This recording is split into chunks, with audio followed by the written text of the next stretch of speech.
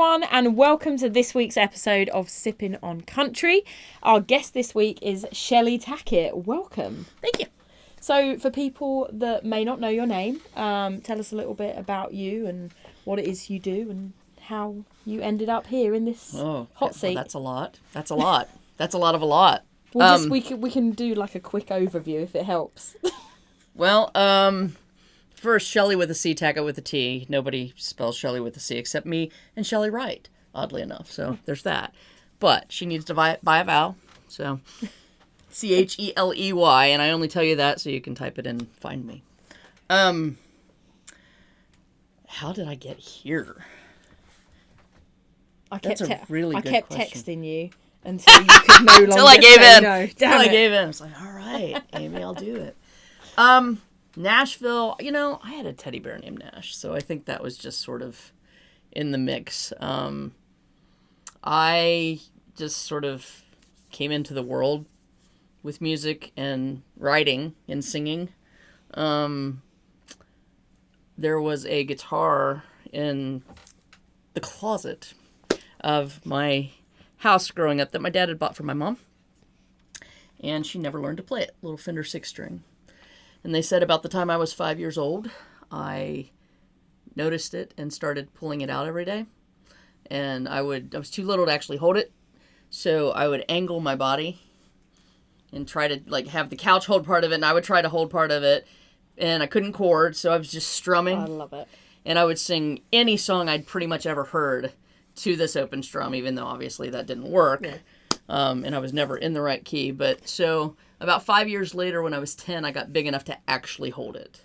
And as soon as they noticed that, they were like, this kid's got to get lessons because she's driving us crazy. Love it. So I started taking guitar lessons when I was 10. My guitar teacher quickly figured out that I could sing. And so he taught me to play guitar to back myself up so that I wouldn't ever need a band. So to this day, I still can't take a lead to save my life. But I play pretty mean rhythm guitar because I can fill in for the band. And when I play with a band now, I have to remember that because I'm so used to filling in parts for the band. So I play totally differently when I'm with a band than I do when I'm doing solo acoustic stuff because I'm so used to just filling in for the percussiveness of the drums or some of the, I'll hit the bass notes a little harder. So, yeah, when I'm playing with a band, I have to remember to actually just pay more attention to the rhythm, because you'll hear the gap and you're like, what? Oh, yeah, because she's trying to do all the other things too, and I don't have to do that anymore. When you're playing on your own, if something goes a little wrong, or you just fix it. No one even notices. Yeah, no. But the second you do that, when you got people behind you, then it's like, oh shit, wait. Yeah. It's funny. I was playing my last show at Lipstick Lounge. I had this really cool band, and it was the first time any of us had played together. But we were having a ball. And it was me, it was Ellen Angelico on guitar, Megan Jane was back on drums, and Andrea Guest was on bass. And we were having such a good time, but we took a break, and we came back from the break, and the next song in is a song off of my Buckeye album called Never Could Leave. And it's a duet, so usually whoever opens for me, I'll have them come, if Shelley Fairchild sang it on the record with me, when she's in town, I try to drag her out and have her do it with me, but if she's unavailable, I'll get whoever what the opener was and see if they want to take that part in the duet. So this time it was Lindsay Hinkle. And so Lindsay hopped up, and Lindsay was a little nervous about doing the duet because we'd never done that before. And sure enough, we start the song, and I'm like, something's really wrong. And I just stopped. It was so wrong. And I was like, whoa.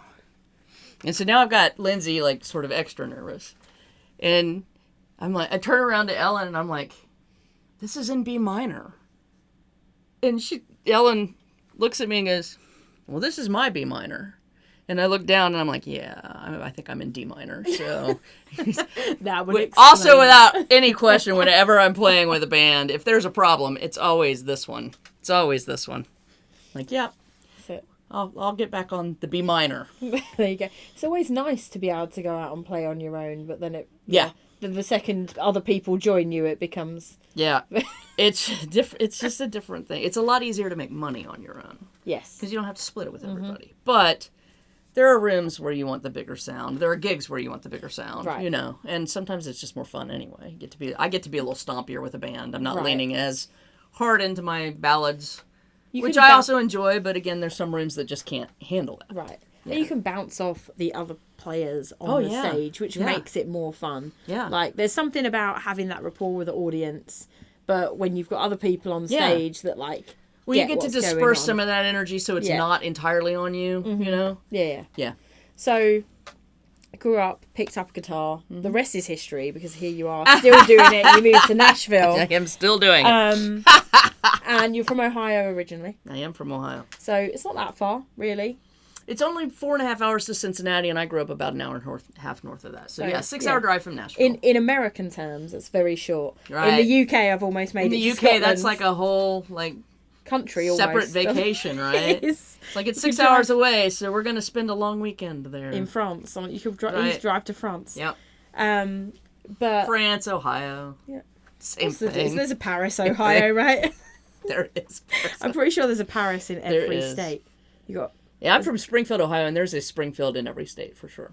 I grew up in a place called Boreham, and the village over from me was Springfield.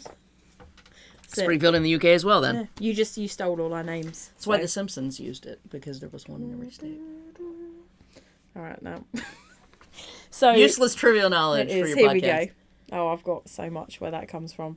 I need to try not to pull out those useless facts on a daily basis. So you obviously grew up being... Your mom, I'm assuming, was musical, despite the fact she didn't pick the guitar up. Yeah, Mom sang. Mom really enjoyed singing and harmonizing. So you grew up in that environment where music was always a part of it. Yeah. Obviously now you're... I want to say country, but I feel like kind of. Yeah. I'm not sure anybody knows what the definition of country is anymore. That's very true. I always say I have a leg in country, a leg in Americana. This arm's in folk and this arm's in rock. So I feel that's, you know. I feel like that's a solid explanation, actually. Yeah. And I like the fact that, you know, it's really easy to try and pigeonhole things, but ultimately every genre of music is built from other genres anyway. Sure. So it's nice to you do you. Yeah. Cheley Tackett is Cheley Tackett. I think first and foremost I'm a songwriter, so everything kind of I try to do what makes sense for the song. So if it's leaning rock, I'm not going to take it country just to take it country. Right. I'm going to go ahead and let it be what it is. You know what I mean? Which I think is important. It's also important to be able to have the artistry to know that and not try and force it into something. Because ultimately you do that, you're going to ruin whatever that song was going to be. Yeah. You just, it's not going to work, right? So, I mean, what did you grow up on predominantly, music-wise? Well, this probably explains a lot too. So, country, very clearly. My first concert was Jerry Reed. Okay. And that was the Mandrells had the television show. I grew up on a lot of Hee Haw, and I have a tape of me at 2.5, the old cassettes. That's how old I am. Singing the theme song for a television show called Pop Goes the Country. Okay. Mm-hmm. Now I'm intrigued. Mm-hmm. So that was just part of... It was also culturally part of what was happening, you know what I mean? It was... Yeah, but I remember Sonny and Cher. I remember Donnie and Marie were big. I remember I had the Donnie and Marie microphone. I love it. Sure did. We're gonna need... It's pretty telling that I always thought I was Donnie, but... yeah. Yeah. But also, Mom listened to a lot of Beatles. Dad loved blues. And he loved... really country, like Hank Jr., Mm-hmm. So you had a real, just eclectic. Kind of eclectic. And then, folk, there was a lot, I remember a lot of John Denver. Which, to be fair, I think you saying about, like, your genre of music, that makes perfect sense. You're going to take all of that and put it into that. You did move to Nashville. Obviously, Nashville is predominantly, when people think Nashville, they're going to think country music, right? Yeah, sure. And you have worked your arse off just as that independent artist, and that is something fiercely independent. Yes.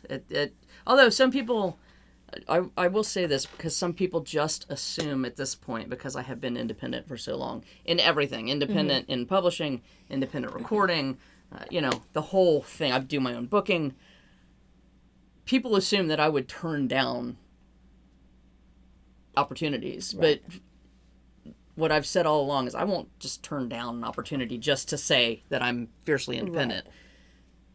But I also am not going to take just any offer. You know what I mean? Like, it has to make sense. Well, it's hard as well because a lot of offers come with loss of creative control. Right. Which I just can't. Yeah. That doesn't make sense to me. And I've had so many friends, especially sign into publishing deals as well as recording deals. But the publishing deals where they go in and they're all excited and now they've got, some stability because they're getting paid on salary. But they're just, I don't know that many people that aren't miserable. Yeah. Now it just becomes, you're just a workhorse. Right. And system. Now why aren't you writing for this instead of writing? Right. No longer can you just go in and be like, this is what I want to do today. Right. No, you've got your sheet, which is, hey, we're looking for this song. Or you signed me knowing what I do and knowing how I write and knowing how I present to them. You know what I mean? You signed me knowing, but now you think I'm going to do what this person's doing. So, and there's you really move into the business side of music, which is not always they should be holding up the creatives in the industry, but a lot of times and it some just are stifles. Good at that. I don't want to just blanket statement all publishers, but it's been my experience on the whole. Yeah. I think most of the people in the industry on that side of things tend to come from more of a corporate business background. And I think that's more true now even than when I first moved here. Right. Yeah. And I don't think there's necessarily intention to always stifle the creativity. It's just that it's a very different business. Like I think I've always said, the music business is, it's 75% business. Yeah. But that other 25% could not be further from it. Right. And if you can't incorporate that, it does make it hard. And there are a lot of writers that thrive under that. Right. But there's also a lot that... But I also think you hear it. Mm-hmm. I think you hear it in the genre. Yeah. I think you hear that it's getting stamped down. Yes. I think, too, it's been my experience with a lot of my friends that luckily some of them still found success, but what was always so interesting is they found success with some of the most creative stuff that the publisher didn't know what to do, that somehow found a voice anyway. And I was like, they didn't find it writing what the publisher was trying to get them to write, or writing for the pitch sheet, or writing for such and such an artist, or because such and such an artist was in the room writing with them.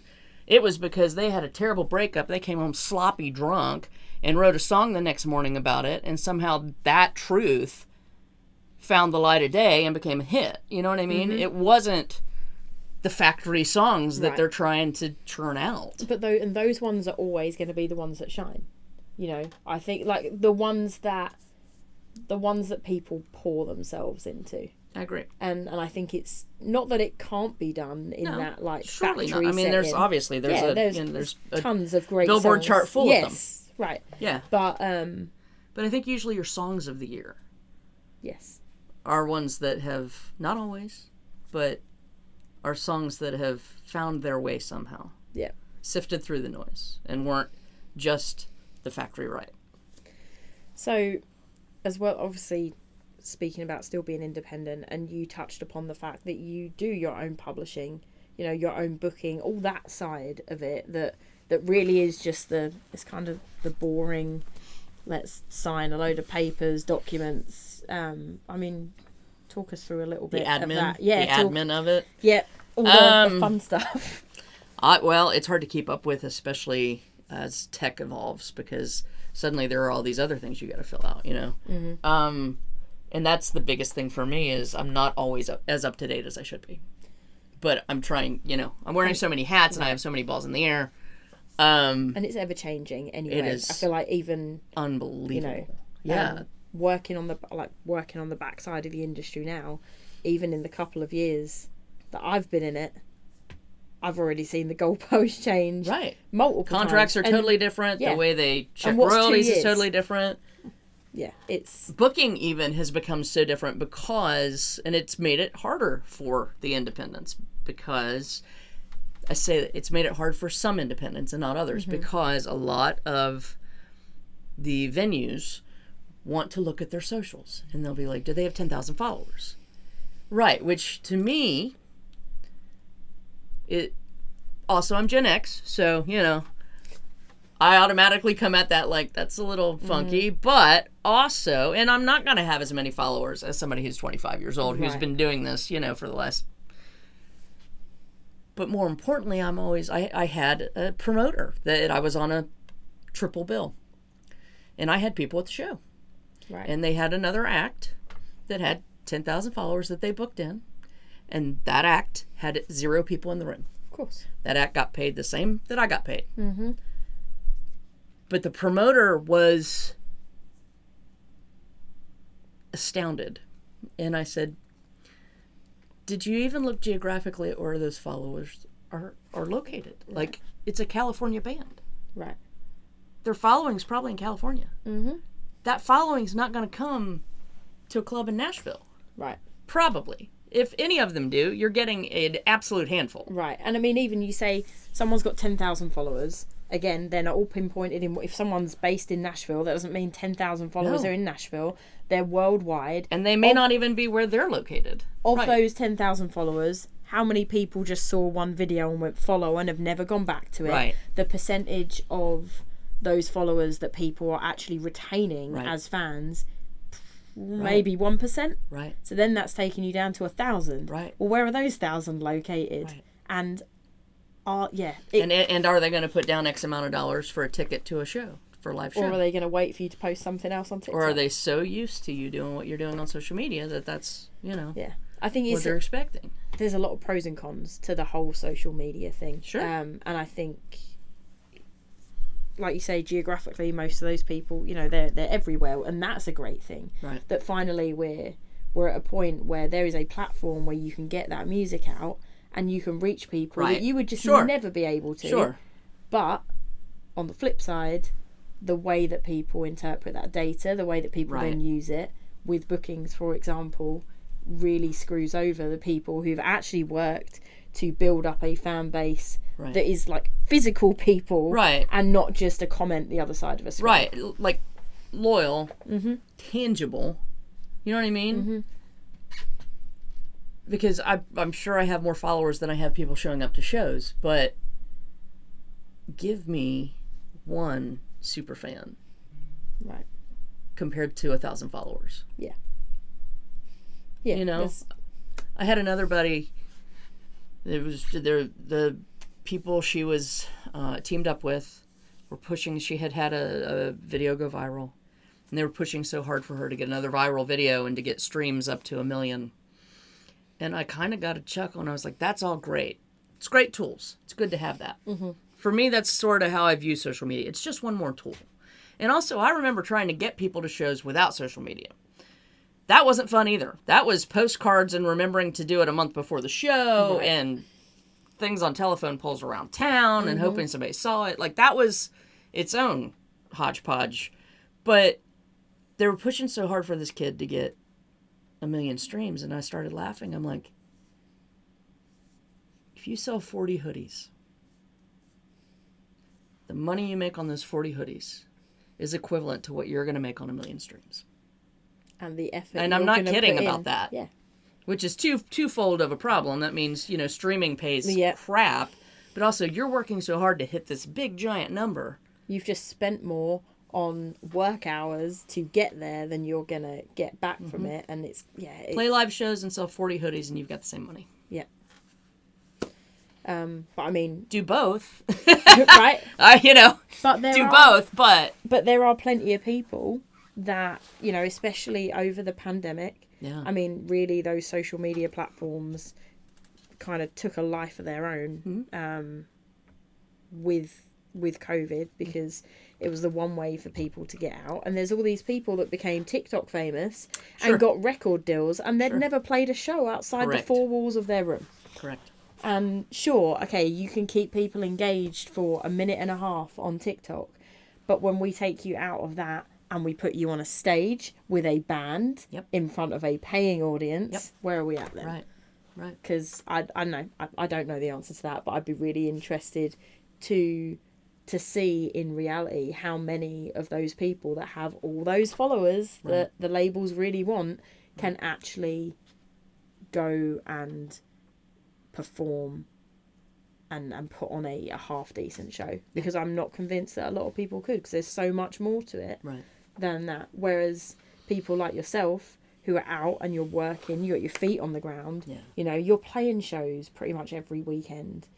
Well, and I also have the advantage of being a little older, so, you know, even this year, for instance, my parents have some health things going on, so I can't be playing live as frequently as I'd like to, because I have to go tend to them a lot. But I also still have in my arsenal the fact that I have been doing it for 20 years, you know? Mm-hmm. I played some nasty bars. Oh, I bet. I've played some really cool places, you know? I've ran the gamut. I've played to 2 people. I've played to thousands of people. I've played on the back of an 18-wheeler. I've played in a cave before. Like, it's true. It's true. I mean, that sounds fun. I've played biker bars, you know? Right. Which is what you have to do. But I've played CMA Fest. You know, it's just like... There's... And a lot of, you know, the grind that it takes to do that, though. And still be doing it. Yeah. You know, like, that also just proves how much you love it. Because that's true. I have become more selective. You know, I do have the... somewhat the privilege of being able to do that. Right. But...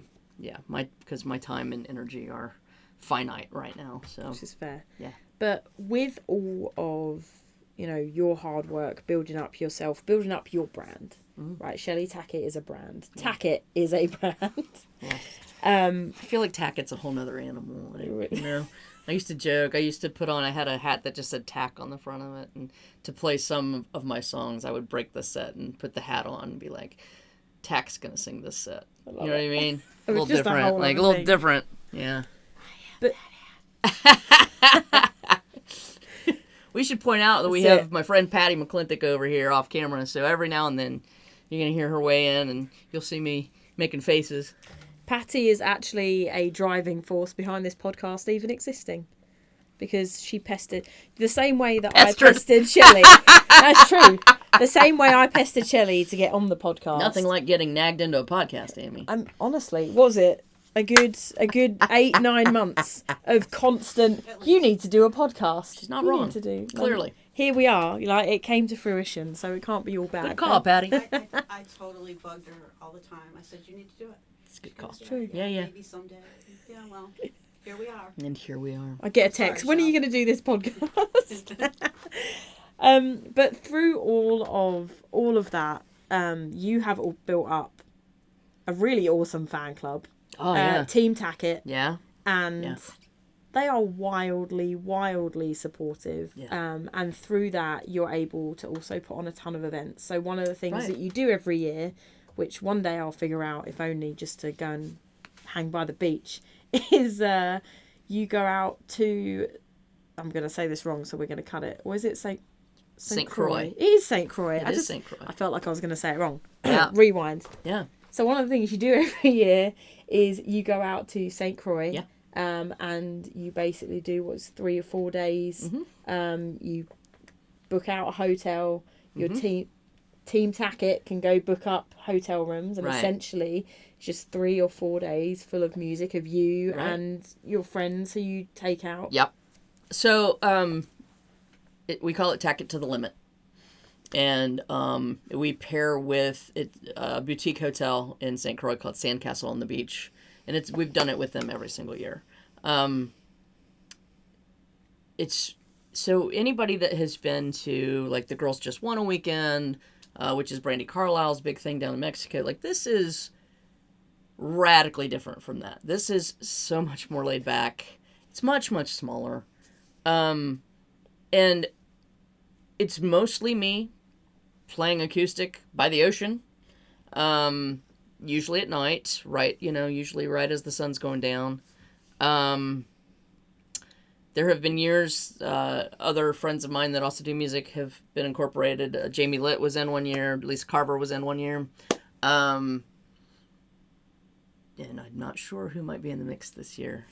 We're kicking that around right now. Okay. But, yeah, anybody that wants to come and enjoy St. Croix, you don't need a passport because it's a U.S. Virgin Island. Huh. Yeah. And a lot of people seem to think that they need a passport to go there, but you don't because it's still considered U.S. territory. So you can just travel on your driver's license? Yes. Yeah. As long as you've got the little gold star. That's... But also, part aside from just the scale of it being smaller, part of what makes it different is we give everybody the entire day to enjoy the island. Right. And I'm not trying to be a cruise ship. You know what I mean? We do have games. Initially, we call it the happy hour, where everybody that comes for the event can meet each other, and in a sort of a sense of community develops just out of that as well. There are friends that talk to each other because they came to Tackett to the Limit, and they've taken that off on their own outside of me and anything I do, which is kind of what I feel like my fan club has done at this point. Like, they're their own community. Right. I'm just sort of like popping in being like, hey guys, semi-ringleader, but like they totally do they all talk to each other in side chat rooms. They all see each other at other people's concerts, and they'll notice each other sometimes because they're wearing my merch, but other times just because they've all engaged with each other, you know, either through my Facebook Lives or on these side chat things too.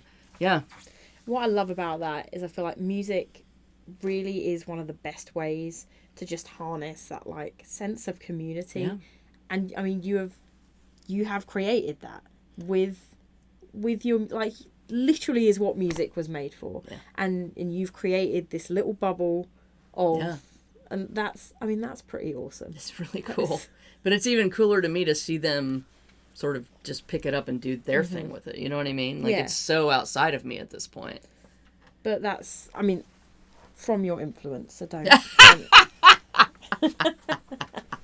So, you moved to Nashville. Yeah. Obviously, you know, now you're at a point where you are very well established within the scene. But when you first moved, I mean, what was that transition like to get here and be like, well, now I'm gonna come to Nashville, I'm gonna play music, but then you get here and you get your feet on the ground. I was terrified. I didn't leave my apartment for about 6 months because I didn't know what to do. I didn't know where to go. I was like, okay, cool. I mean, I was writing songs. I was sitting at my apartment writing songs, and I had saved. So I had graduated from college, and that was just, I had always known I was moving to Nashville, but I had an agreement with my parents that I would finish college. Okay. So I did. And they asked me to have a degree that wasn't music related. Okay. So that I had something else to fall back on if I needed it. And you chose? Secondary ed. I mean, you know. Teacher. And I subbed, but I long-term subbed for about a year and a half, I think, after I graduated college, and saved back enough money. And I also, so I was doing that during the day, and then I would get done with that, and then I would go waitress for a shift. And then on Fridays and Saturdays, I played a restaurant. At the time, it was called Scooters in Springfield, Ohio. Okay. And I think it was called Scooters. But I played it every other weekend, I think. 4 hours a night, cover songs all night long. But the really interesting thing is now looking back at that, it's like I was already writing songs and I already had some idea how to craft a song, but performing other people's songs for 4 hours, Fridays and Saturdays nights, you know, for a couple of years, you really start to get an understanding of what melodies pop, why they pop, where they pop, what lyrics make sense, structure, song structure. So before I even got down here and people were talking song structure, I already had some understanding and sense of it just from having been performing it sort of relentlessly. It's interesting you say that because I have some friends that refuse to do covers gigs. They're like, nope, if I'm going to play, I'm going to do my own gigs. I won't now. And which is fair, but I played in London. I was an official London busker for 2 years. And I think playing other people's songs, and I've always said pretty much that same thing. I'm like, when you're playing these songs over and over and over again, you don't want, like, I never wanted to play them the same, right? So then I'm picking apart the structure and I'm going, well, what can I do here? But I can't change this because this is the bit that works. Right. And you figure out the songs you're playing, they're the hits because they're the songs you want people to stop, like Buskin'. Right. They're the songs you want people to stop Throw and some give you money money in, for. So you're playing all these, like, number one hits. Sure.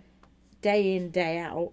Right. Like, all it can do is just help you realize what works, what doesn't. 100%. Like, I think it's a great thing. I think there's a lot of people that look at it as being a negative thing, or at least I've found personally.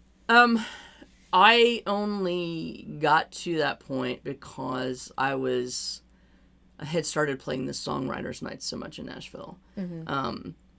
And for me, that was sort of my toe into Nashville because songwriters are very welcoming. Mm-hmm. Especially if they figure out you can sing because, hey, maybe you might be able to sing a demo for them. You know what I mean? Yeah. But also if you write well, they may want to co-write, that sort of thing. But for me, it was, I'm naturally an introvert. I've had to learn and had to work past that to do what I do. I've never had a problem being on stage or that sort of thing. Mm-hmm. It's when I come off, like business meetings, when I go to events. Yeah. It's the worst. Oh no. What do you mean I have to go network a room? No. It's the worst. I'm just going to find where the food I'm is. I'm usually in the corner with my bourbon. Yeah. Thank you very much.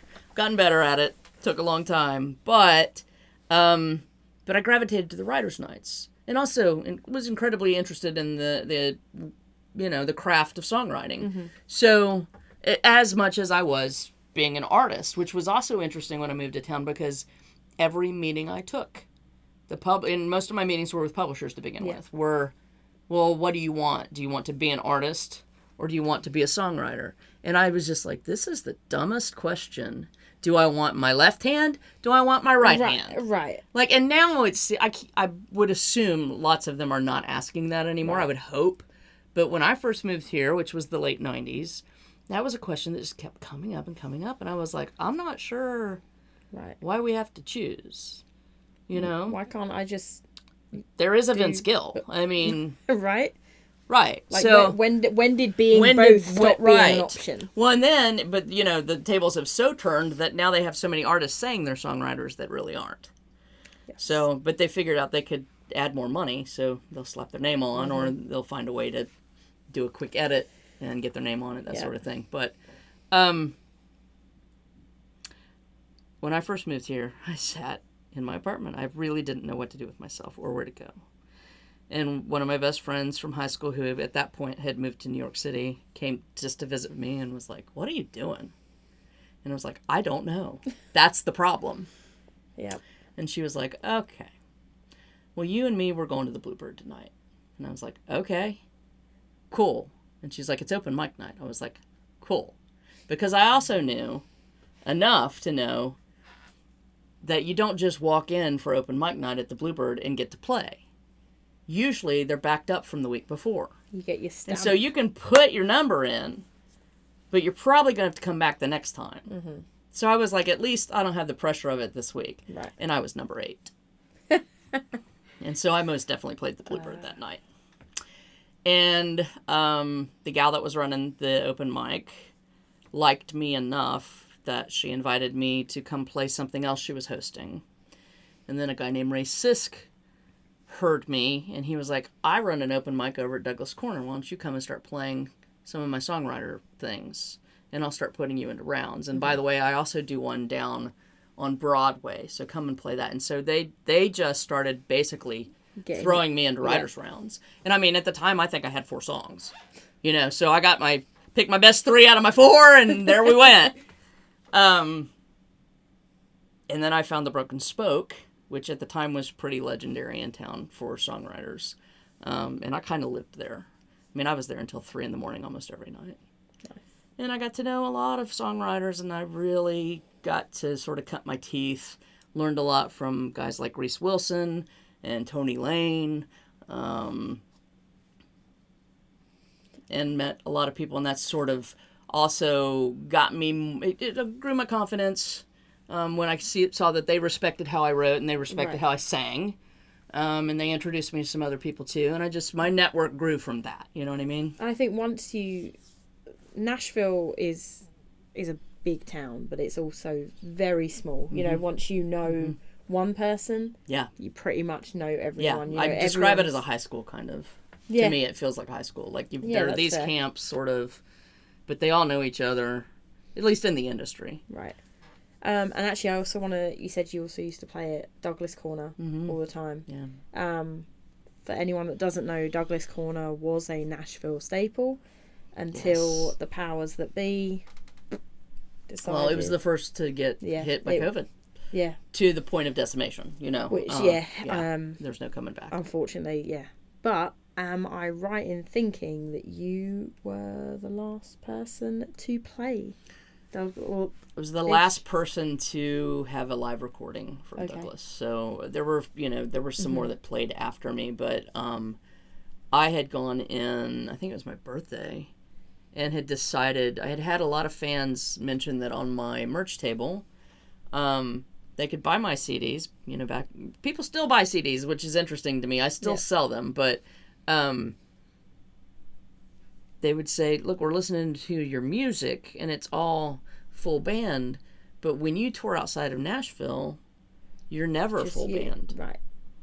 So do you have anything that is representative of what you do when you're not in Nashville? What we typically hear you do, which is also 50% of what I do in Nashville. Right. I show up a lot acoustic, and I tell stories.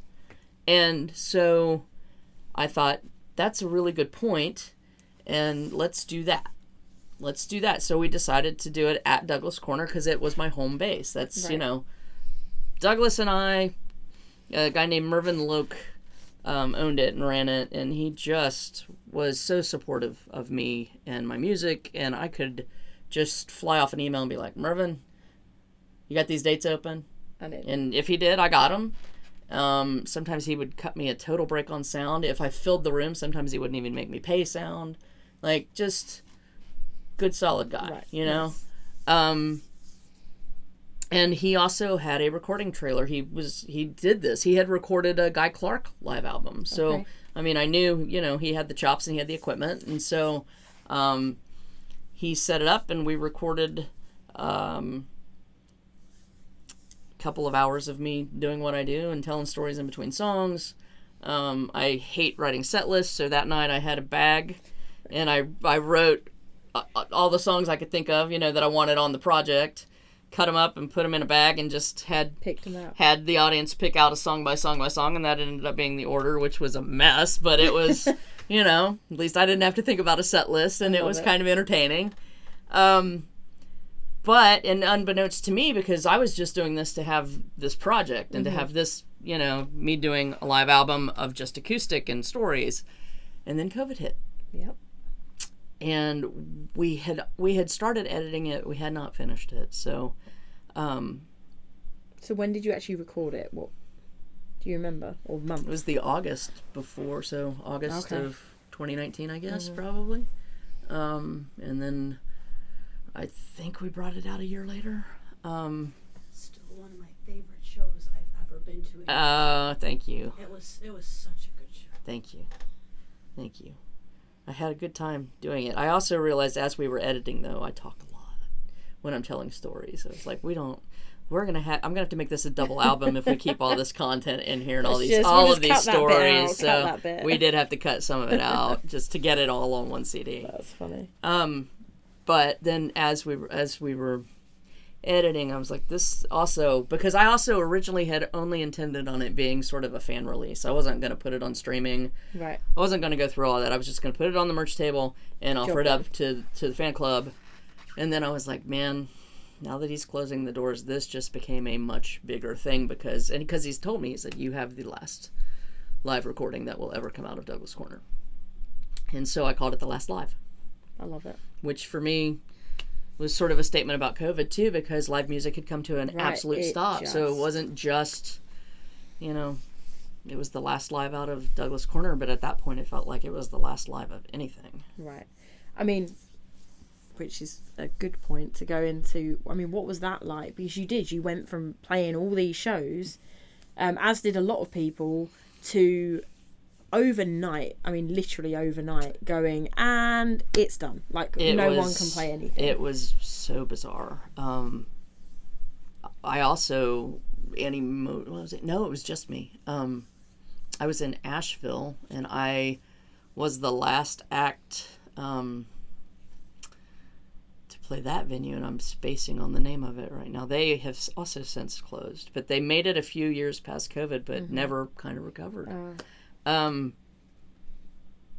And we were playing, and that was when everything was starting to get weird, and the news was getting weirder and weirder. Yeah. And at the time, my ex-wife and I were driving in, and we were like, man, this is all really weird. And she's like, yeah, I had a friend who does PR.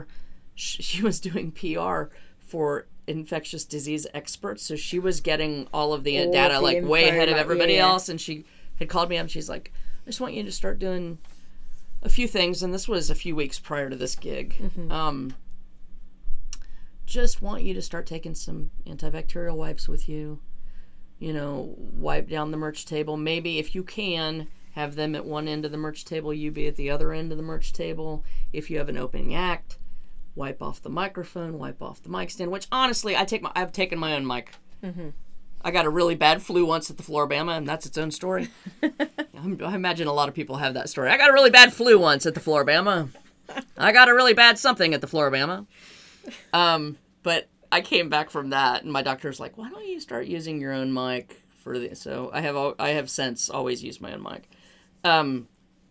But, you know, we didn't know at the time how it was transmitted.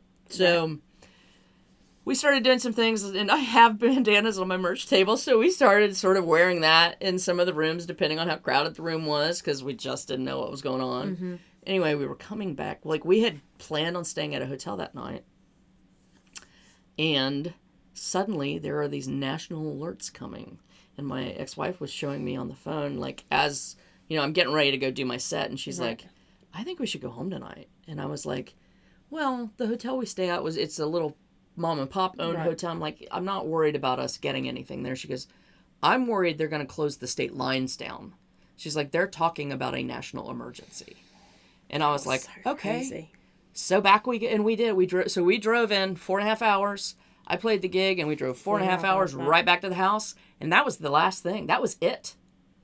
That was the last thing for us. That was the last thing for them. I had another gig the next day in Georgia. They had already called and canceled us by the time I left Asheville that night. So that's why we were like, we know we're not going on to this gig. Right. Let's just go back. So we just came back home, and then we're sitting there thinking, you know, this is going to be like, this is something that's going to just, it's going to move along. Yeah. This will be a nice week. We'll get some rest. We'll hang out.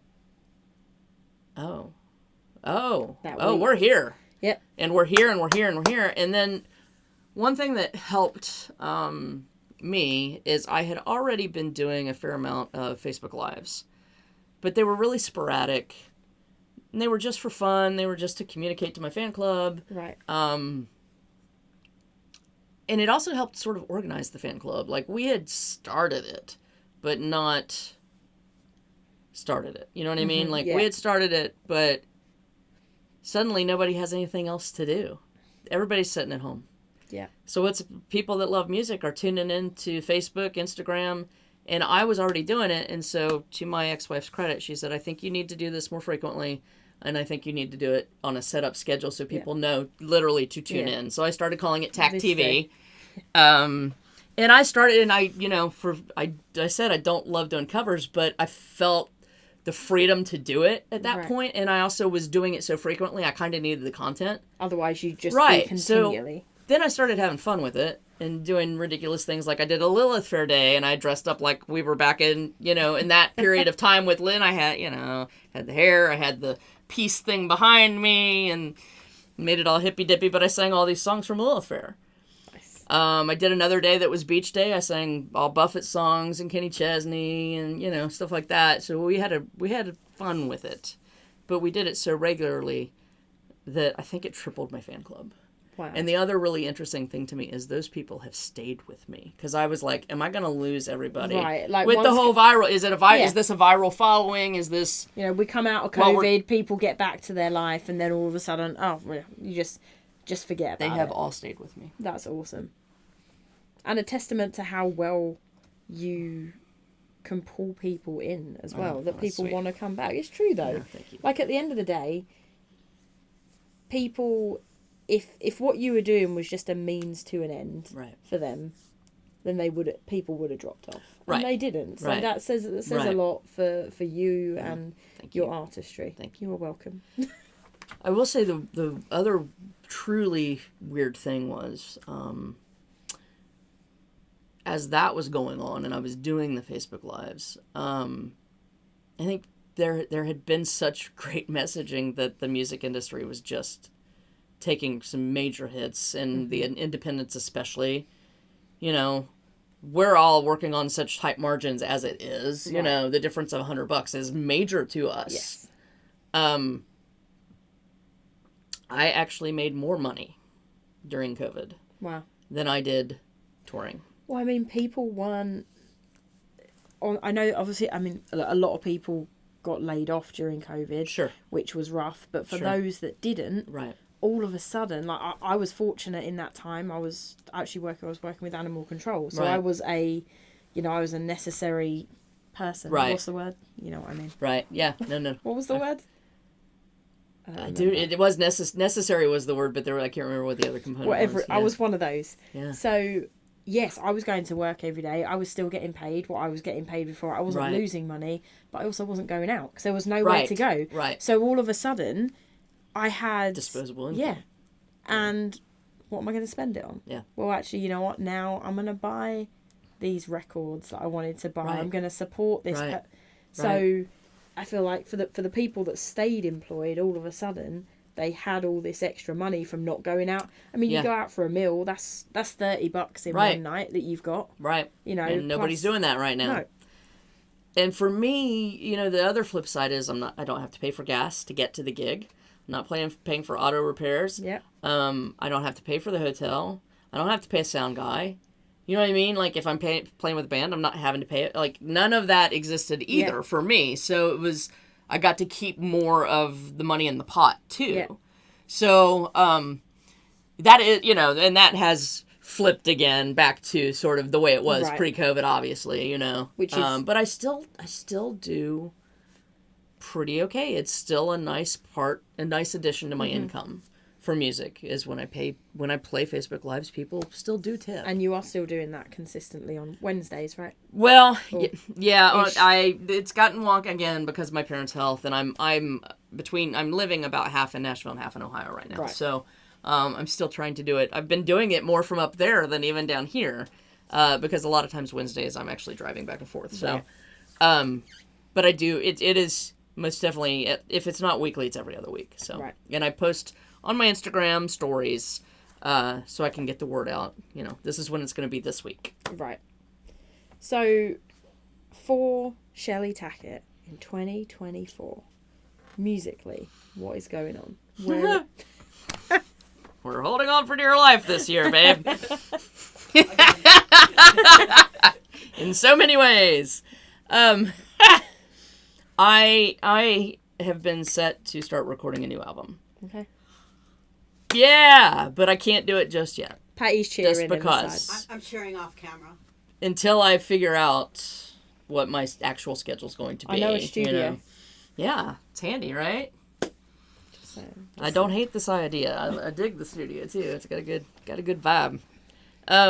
But right now my problem is I'm gone too much. Like, I don't know how to start a project just yet. Right, because you don't want to be going, well, we'll just do a day here, then a day there. I mean, once you start it, you want to get in. And also, I don't want it to take a year or two. Like, if I'm going to do it, let's do it, you know? And I've recorded different ways. I've recorded where I start with me, which always made sense to me. Let's start with the song. Let's start with the acoustic. Let's start with the singer.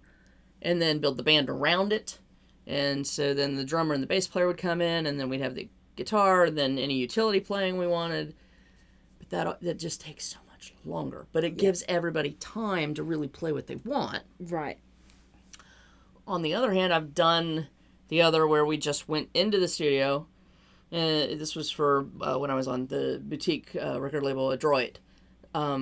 and this was the more typical way to record, where you have the band there, you go in, you slam out 5 songs, and then you do your mixes and your mastering, and you got a project. Right. But for me, that felt a little unsettling, just because I think there were things, it didn't feel as nuanced. It didn't feel like it had the depth of arrangement to me as some of my other albums. But also, I had less creative control over that. I was produced on that album more than, and I'm not to say Don Kearse produced my Buckeye album, but I had more of a voice in that. You know what I mean? I felt like we were kind of co-producers, even though he definitely did the bulk of the production work.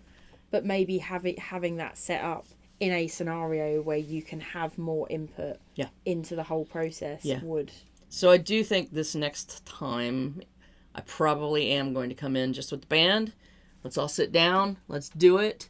But I will probably, rehearse the band a few times. Because sometimes, I mean, if you get the studio players that I had on the Adroit album, you don't necessarily have to rehearse those guys. They do. This is what they do. Yeah. They come in, they do it. This is what I want. This is the sound I'm but looking I do for. want a little more nuance. So I think that I already have some idea of who the players that I want and that sort of thing. So if I can get them all on the same schedule, and that's the other thing, like getting my schedule to match their schedule, to match the studio schedule, that sort of thing. And there's a mixed bag to all of it, It can be cheaper to do it with the band all in one shot because you're saving time. Yes. It can be cheaper the other way too, because you're not doing as many takes.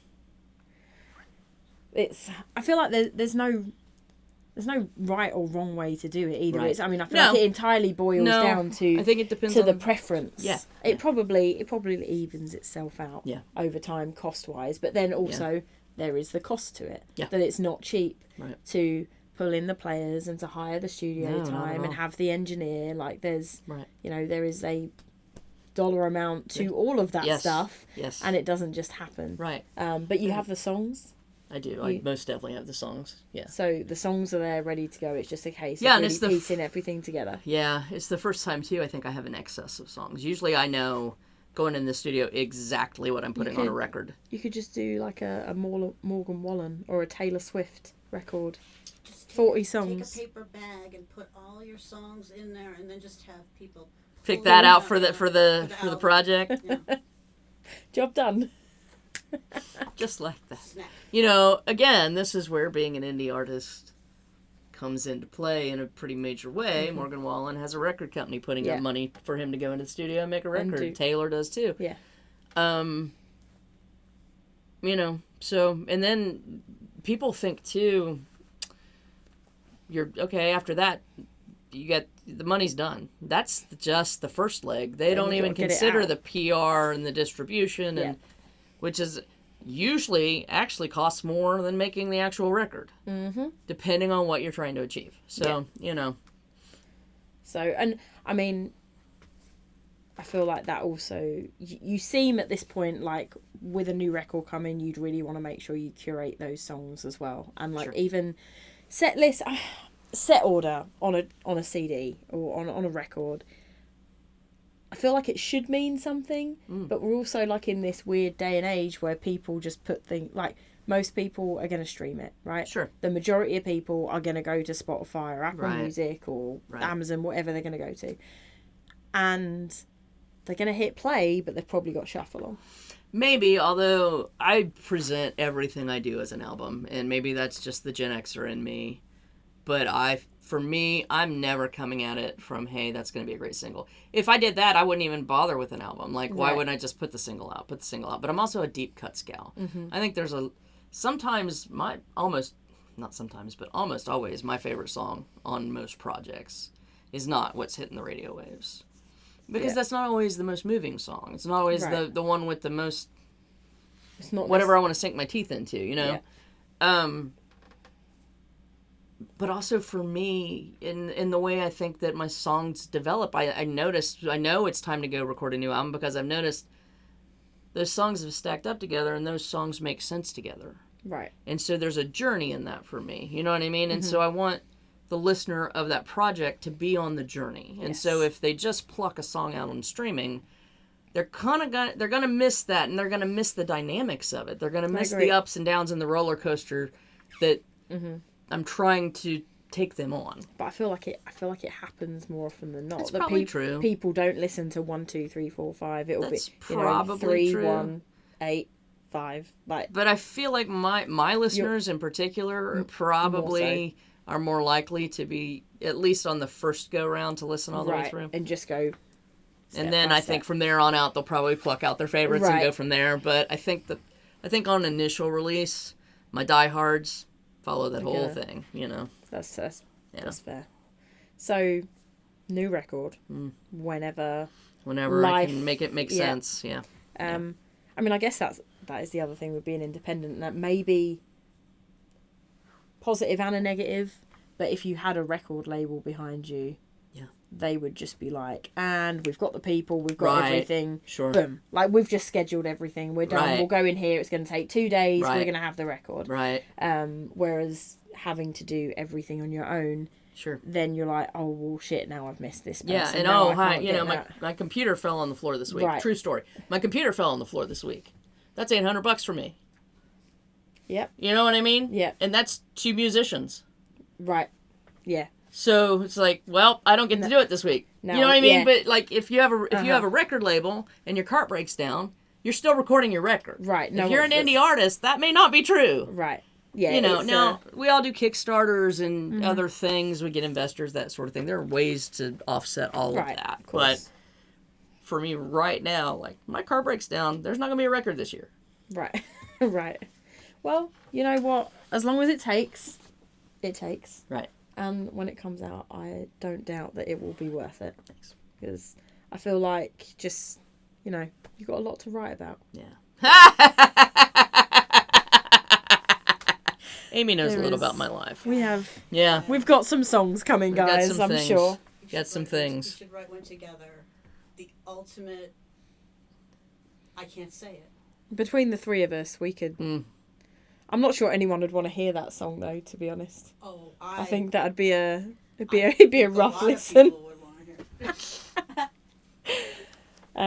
So record on the way. Yeah. Eventually, hopefully by the end of the year. Yeah. I'm gonna keep my fingers. That's my big sort of goal, is to at least get the ball rolling and have a plan to get that accomplished. And then you'll be doing your St. Croix thing. That is in October. As standard. Yeah. I am jumping to Denmark this year again in September. I was going to say, you've been over... So you've done a lot in the UK and Europe. Yeah. Which I always think is great, because I think to be able to take your music... And like, there's one thing touring it around the US, even doing the St. Croix thing, but like ultimately it's still the US, right? Yeah. But to be able to take that to an entirely different country, to a country where there's an entirely different language. Yeah. And... you still have the fan base, and you still have... I've been really honored and surprised at how many fans all around the globe I have. But from touring, Germany especially, the Netherlands especially, Denmark, the UK is huge for me, and I've toured over there 3 or 4 times now, I think, maybe more than that. In Denmark, I have gone to every year. For I think 5 years. We had a skip year because of COVID, but other than that, I have been there and had been there a decade prior, even with the record label I was on. Wow. So that was interesting. Like we did the UK and then went over to Denmark, of all things, of all of the countries, and then sure enough, the next tour that we were building, I got and now I do this thing with a group called Nashville Nights. There's an international songwriter festival that happens, and because of their presence in Denmark, country music's kind of exploding in Denmark. Yeah. Because of them. It's pretty wild. Is that whole area, so like Denmark, Sweden, Norway, Scandinavia as a whole, are like pretty much everyone has their normal day car, and then they also have this classic American muscle car. Oh, that's amazing. You see it all the time. They have Circle K's and 7-Elevens in Scandinavia too, which is always funny to me. Well, and the UK has an abundance of Kentucky Fried Chicken, which cracks me up. Not that great, like, though, you don't expect to go to the UK and throw down on some Kentucky Fried Chicken, but it is, like, everywhere. It's more there than here, I think. It is. Actually, I said it's not that good, but I think I'd rather eat KFC in the UK than I would here. That's fair. Yeah. That's fair. I take it back. KFC's better in the UK. We're not bashing on KFC at all. It's great in the UK. So you'll be back out into Europe, Denmark, specifically Denmark, maybe scooch around a few other places, or do you think you'll just do that? I might, although right now it's looking like we're going pretty much into Denmark and coming back. Okay. So, but it's also one of those festivals that people actually come in for. Right. So I don't have to do the touring around it, if that makes sense, because it draws from the country surrounding it. Yeah. And honestly, that whole area is so small. Right. You got your bridge over to Sweden from Denmark. People can drive that. Right. Malmo, I think, is right over there. Yeah. A lot of the folks from the Netherlands come in. We get Northern Germany comes up too. So that makes sense. It's a fairly, in comparison to the US, those drive times are fairly small. Yeah. So just out. Touring music, still playing shows in town. So if Most anyone definitely. is local to Nashville, I'm going to link to website. Yeah, cool. Thanks. Apparently just your website, because I can't think of any other links. But any I got the Facebook and the Instagram, Twitter, X, whatever it's called anymore. No one calls it X. It's just Twitter. Still Twitter. And also, what are you Xing? Right. No, I'm still tweeting. Feels weird. I don't know. Tweeting, right. I'm going to link to it all. Thanks. And so people can check it out. And the birthday bash is the big one, too. That's in August. August 20th. All right. Normally at 3rd and Lindsley. It is at 3rd and Lindsley this year, and it's also with Cheley Fairchild this year. It's a co-birthday bash. Her birthday is August 23rd, and I'm August 24th. So nice. All right. So I will make a note of that there. And guys, please go out, buy tickets, buy merch. Buy tickets. Records. Buy Patty. Buy tickets. I'm leaving. Patty is available for purchase for the sweet price of. Unfortunately, right now my Uber is my husband's. So well, hi to Bill. Tell Bill we say hi. Tell hi. Bill to go home. Great See job. what I did? All right, I'm done. I did. We're gonna cut that. See what you did there. A little nod to Annie Mosier. We are. We're gonna. What's I saying? Guys. Links. We're going to link to everything. Please go out, buy merch, buy the records, physical copies, go to shows, because this is where the money is coming in. You can stream all day long, but just do it alongside all those other things, please. We are going to be back next week with another episode. Until then, everyone, Cheley Tackett, thank you so much. Thanks, Amy.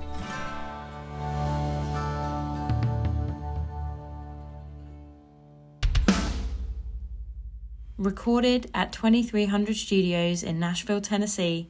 Original theme music by Gary Wood.